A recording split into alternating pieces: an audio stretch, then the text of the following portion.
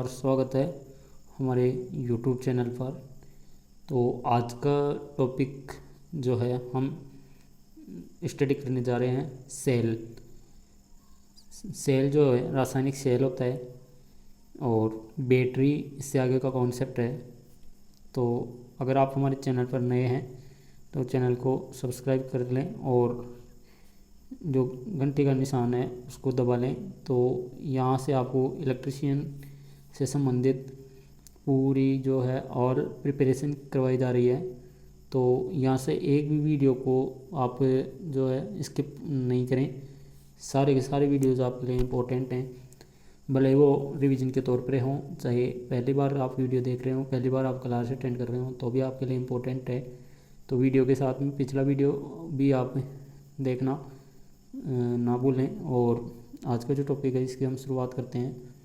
तो आज के टॉपिक की शुरुआत करते हैं हम। देखिए हमारा टॉपिक है सेल। तो हम जो है टॉपिक ले रहे हैं रासायनिक सेल, जिसको हम बोलते हैं। तो रासायनिक सेल क्या होता है? रासायनिक सेल जो है यह क्या होता है कि जो केमिकल रूप में, यानी कि जो रासायनिक ऊर्जा से जो विद्युत ऊर्जा उत्पन्न करता है वह डिवाइस कहलाती है रसायन से विद्युत उत्पन्न करने वाली, यानी कि रासायनिक सेल जिसको हम बोलते हैं। और ये जो है ये क्या करती है, रासायनिक जो ऊर्जा स्टोर होती है, यानी कि जो पदार्थ होता है उससे यहाँ पे विद्युत के रूप में क्या प्रदान करता है हमें, ईएमएफ। तो रासायनिक पदार्थ की जो ऊर्जा होती है उसको ये विद्युत के रूप में, यानी कि ईएमएफ के रूप में हमें प्रदान करता है। तो इस युक्ति को बोलते हैं सेल। और सेल तो ये रहा इसका कॉन्सेप्ट। तो सेल जो है ये कितने प्रकार के होते हैं? तो सेल के प्रकार देखिए, हैंड राइटिंग का कोई इशू नहीं है क्योंकि इजी वे में आप समझ पा रहे होंगे। अब जो है यानी कि सेल के दो प्रकार होते हैं, हमें पता ही है, प्राथमिक और द्वितीयक। तो प्राथमिक द्वितीयक में क्या है खास बात, तो इनको हम दोनों को अलग अलग देखेंगे। तो देखिए कुछ सेल जो हैं प्राथमिक और द्वितीयक में खास अंतर यही है कि प्राथमिक को हम एक ही बार में काम में ले सकते हैं, यानी कि इसको रिचार्ज नहीं कर सकते। और द्वितीयक सेल जो होते हैं उनको हम बार बार उपयोग में ले सकते हैं, इनको हम चार्जिंग कर सकते हैं। और ये डिस्चार्जिंग चार्जिंग की प्रोसेस द्वितीयक सेलों में होती है। और वन टाइम यूज जो होते हैं वो आपके प्राथमिक सेल होते हैं। तो अब हम जो है आज का जो वीडियो आपका होने वाला है वो सेल का इंट्रोडक्शन इस तरह से हुआ आपका। और अब जो है प्राइमरी जो सेल्स हैं उनके बारे में हम देखेंगे। तो प्राथमिक सेल और उनमें कौन कौन से सेल हैं, कौन कौन से सेल की क्या विशेषताएँ हैं, ये सब देखने वाले हैं। तो प्राथमिक सेल के प्रकार जानने की आपको आवश्यकता है कि प्राथमिक सेल जो है, यानी कि प्राथमिक सेल, तो प्राथमिक सेल में देखिए यहाँ पे पहला जो है ये आता है वोल्टाइक सेल। वोल्टाइक सेल, ये सेल का नाम बता रहा हूँ मैं आपको। 2 नंबर है अपना ये आपका है डेनियल सेल। और 3 नंबर है आपका लेक लांची सेल। और 4 नंबर है आपका, ऐसे नंबर कोई ऑर्डिनरी नंबर है, कोई ऐसे कोई कंफर्म नहीं है कि भाई ये इतने नंबर पे आना चाहिए, शुष्क सेल। और 5 नंबर जैसे और भी कुछ अलग स्पेशल टाइप के होते हैं, बटन सेल। तो ये आपके इस तरह से कुछ सेल होते हैं। बटन सेल के जैसे कुछ अलग टाइप होंगे, एक मरकरी होगा और दूसरा होगा सिल्वर ऑक्साइड SiO2। ये कुछ इम्पोर्टेंट सेल्स हैं। तो इनको हम देखेंगे कि ये सेल जो हैं इनमें हर एक सेल की अलग अलग अपनी अपनी विशेषताएं होती हैं। तो आपको पूछ भी ले कि प्राथमिक सेल का प्रकार है या प्राथमिक सेल का प्रकार नहीं है, तो इस तरह से क्वेश्चन आते हैं, ऑब्जेक्टिव क्वेश्चन MCQs। तो इनको आप यहाँ से देख सकते हो, सेल्स के नाम ये हैं। अब हम एक एक सेल को टॉपिक वाइज देखेंगे और मुख्य मुख्य विशेषताएँ होती हैं वो देखने वाले हैं। तो नेक्स्ट पेज पे चलते हैं। देखिए वोल्टाइक सेल जो है, वोल्टाइक सेल के बारे में आपको जानना है। तो जैसे कि वोल्टाइक सेल का नाम है वोल्टा, ये सेल जो है फाइंड आउट किया था वोल्टा ने। तो इस सेल को बनाया था वोल्टा ने, और ये कैसे क्या था, इसमें क्या क्या खास बात है, ये सब यहाँ से देखेंगे। देखिए इसका जो कुछ जो पात्र होता है, इनकी कंस्ट्रक्शन वगैरह जो भी जो है आपको उतना कोई खास नहीं है इसमें। तो इसको सिंपल सा अपने ये देखते हैं, कांच का पात्र है ये। अब इसमें सबसे इम्पोर्टेंट ये आती है, यहाँ पे कोई लिक्विड भरा जाता है, तो जिसको हम बोलते हैं इलेक्ट्रोलाइट, जिसको बोला जाता है इलेक्ट्रोलाइट या विद्युत अपघट्य, तो इसको हम बोलते हैं। ये आपका यहाँ होता है H2SO4, यानी कि H2SO4 के दो नाम हैं, एक तो है तनुगंधक अम्ल, और दूसरा होता है आपका यानी कि इंग्लिश में सल्फ्यूरिक एसिड। तो ये आपका ये वोल्टाइक सेल की पहचान है। अब इसमें देखो इम्पोर्टेंट चीज़ें सेल में होती हैं प्लेट, एक पॉजिटिव वाली दूसरी नेगेटिव वाली। देखिए पॉजिटिव प्लेट को हम ज़्यादातर इस केस में लेते हैं यहाँ से इस तरह से कि ये रेड, और नेगेटिव प्लेट जो भी अदर कलर में हो आपकी इस तरह से। तो यहाँ से हम देखेंगे कि पॉजिटिव प्लेट वोल्टाइक सेल की किसकी बनी होती है और नेगेटिव किसकी बनी होती है। तो पॉजिटिव प्लेट के लिए हम देखेंगे यहाँ से, यानी कि ये कॉपर की बनी होती है, और नेगेटिव प्लेट जो होती है वो आपकी बनी होती है जिंक की। ये खास बात है इन दोनों में, ये आप इम्पोर्टेंट याद रखें कि वोल्टाइक सेल में पॉजिटिव प्लेट कॉपर की और नेगेटिव प्लेट जिंक की, ये आपको इम्पोर्टेंट याद रखना है। तो ये जिंक, ये कॉपर है, और ये आपका जिंक, इस तरह से इसको याद रख सकते हो। एक खास बात हो रही है इसमें कि वोल्टाइक सेल यानी कि इसके स्क्रीन पे आपको एक सेल का डिटेल फुल स्क्रीन में मिल जाएगा। तो यहाँ से और इम्पोर्टेंट चीज़ें जो रह जाती हैं वो हम देखते हैं कि सेल में सबसे इम्पोर्टेंट चीज़ है कि सेल हमें देता है EMF, सेल हमें देता है हमें यहाँ से EMF। तो सेल की EMF की बात की जाए तो सेल का EMF इसका होता है 1.08 वोल्ट। देखिए 1.08 वोल्ट होता है। अब इसका सेल का उपयोग कहाँ होता है नहीं होता है वो देखेंगे। तो सेल का जो उपयोग है वो इस यहाँ पे नहीं होता है। इसका क्या कारण है उपयोग नहीं होता है?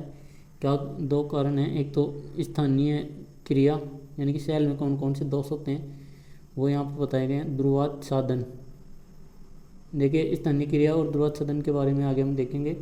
सेलों के और भी दोष होते हैं, तो ये अभी दो इम्पोर्टेंट दोष हैं आपके सामने। तो प्राथमिक सेलों के दोष अगर पूछ ले जाएँ तो ये स्थानीय क्रिया होती है और ध्रुवात साधन होता है। और आगे हम देखेंगे जैसे द्वितीयक सेलों में होते हैं, जैसे सेडिमेंटेशन होता है, कोरोजन होता है, बकलिंग होता है, सल्फेशन होता है, इस तरह के अन्य दोष भी होते हैं। तो प्राथमिक सेलों के दोष होते हैं ये आपके प्राथमिक सेलों के दोस्त हैं। तो ये आपके इनको बोला जाता है स्थानीय दोष और ध्रुवात साधन। सेल के दोष हम थोड़ी बाद में भी देख सकते हैं। तो अभी क्या है कि वोल्टाइक सेल की पहचान के लिए आपको है कि इस सेल में क्या दोष होता है, स्थानीय और ध्रुवात साधन। इसको हम अभी इसको देख लेते हैं। तो ध्रुवात पहले हम देखते हैं स्थानीय दोष को बोलते हैं स्थानीय क्रिया। स्थानीय क्रिया को बोलते हैं हम लोकल एक्शन। देखिए लोकल एक्शन का मतलब ये होता है कि जो सेल में जो कॉपर की छड़ थी यानी कि जिंक और कॉपर की ये दोनों, तो कॉपर की जो जिंक छड़ होती है वो पॉजिटिव है और यहाँ जिंक की नेगेटिव है। अब ये जो क्या है कि जस्ते की जो छड़ है यानी कि नेगेटिव वाली, इसमें अशुद्धि होती है। तो जो H2SO4 है यानी कि H2SO4, तो वो जो है इस जिंक के साथ में मिल जाता है और यहाँ पे छोटे छोटे सेल बन जाते हैं। तो इनको बोलते हैं बकेट्स यानी कि पॉकेट सेल्स। इसको बोलते हैं पॉकेट सेल्स यानी कि सेल के भी छोटे छोटे रने टुकड़े। तो ये जो अपने आप में ये जो टुकड़े हैं, ये जो कण हैं, ये अपने आप में एक सेल का काम करने लग जाते हैं। तो ये क्या करते हैं कि ये इसमें सेल में रुकावट प्रदान करते हैं। तो यही स्थानीय क्रिया कहलाती है, यानी कि सेल में जो है कचरा इकट्ठा हो जाता है इनके कारण। तो ये स्थानीय क्रिया कहलाती है और इसके कारण क्या होता है कि सेल की जो एनर्जी है वो वेस्टेज होती है। अब इसके लिए हम क्या करते हैं कि जो जिंक वाली जो छड़ है इसका दोष का जो निवारण है वो कुछ इस तरह से किया जाता है, यानी कि ये स्थानीय क्रिया होती है और इसका जो निवारण है वो इसलिए किया जाता है कि जिंक की जो छड़ है उस पर पारे की परत यानी कि पारे की परत चढ़ा जाते हैं। इसको मतलब ये बोला जाता है कि पारा होता है Hg, तो जिंक की छड़ पर यानी कि नेगेटिव पर पारे की परत चढ़ा दी जाती है। बस यही स्थानीय क्रिया का रिमूवल है, यानी कि लोकल एक्शन का हमें समाधान है। अब हम देखते हैं दूसरा दोष। तो दूसरा दोष जो होता है वो हमारा होता है यानी कि सेल का जो दोष है वो ध्रुवाच्छादन के नाम से जाना जाता है, ध्रुवाच्छादन। तो ध्रुवाच्छादन जो दोष है ये होता है पोलराइजेशन, इसको बोल देते हैं पोलराइजेशन। देखिए पोलराइजेशन का मतलब ये होता है कि जो एनोड और कैथोड जो दो होते हैं, यानी कि जो एनोड जो होता है जो प्लस होता है और कैथोड जो होता है जो माइनस होता है, तो इसको हम कैथोड यानी कि के लिख सकते हैं या सी लिख सकते हैं, तो हम सी लिख देंगे।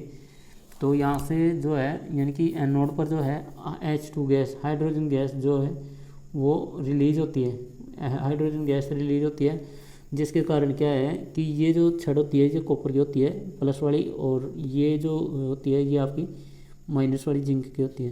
तो एनोड से हाइड्रोजन गैस निकलेगी तो कॉपर की प्लेट जो है यानी कि कॉपर की जो प्लेट है ये यहाँ पे प्रभावित होती है, और इसी को जो है ये बोला जाता है क्या कि इसके कारण जो है सेल जो है रुक रुक कर काम करता है, यानी कि इसको पोलराइजेशन बोलते हैं। यानी कि इसका जो पोल है पोलर जो है इसका जो प्लेट है तो प्लेट के अंदर दिक्कत आ जाती है, यानी कि पॉजिटिव प्लेट के अंदर दिक्कत आ जाती है, जिसके कारण क्या होता है ये पोलराइजेशन कहलाता है।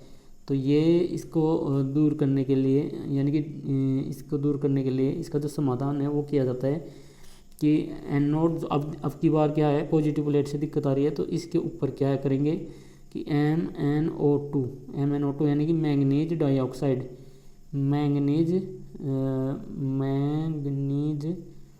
डाइऑक्साइड की परत लगा देते हैं, यानी कि पेस्ट लगा देते हैं। तो मैंगनीज डाइऑक्साइड का जो है पेस्ट लगा देते हैं, यानी कि चूर्ण लगा देते हैं, इसके चारों ओर कोटिंग कर देते हैं। अब जो है ये तो हो गया आपका वोल्टाइक सेल और इसके दोनों दोष, एक स्थानीय क्रिया और दूसरा ध्रुवाच्छादन। एक को बोलते हैं लोकल एक्शन, दूसरे को बोलते हैं पोलराइजेशन। लोकल एक्शन होती है माइनस नेगेटिव प्लेट पर, तो इसका समाधान है पारे की परत, और ध्रुवाच्छादन जो होता है वो होता है पॉजिटिव प्लेट पर, इसका समाधान है MnO2 का चूर्ण। और ये जो होता है अशुद्धियों के कारण होता है और ये जो होता है हाइड्रोजन गैस निकलने के कारण होता है। तो ये कंफर्म कंपैरिजन आपको अच्छी तरह से समझ में आया हो।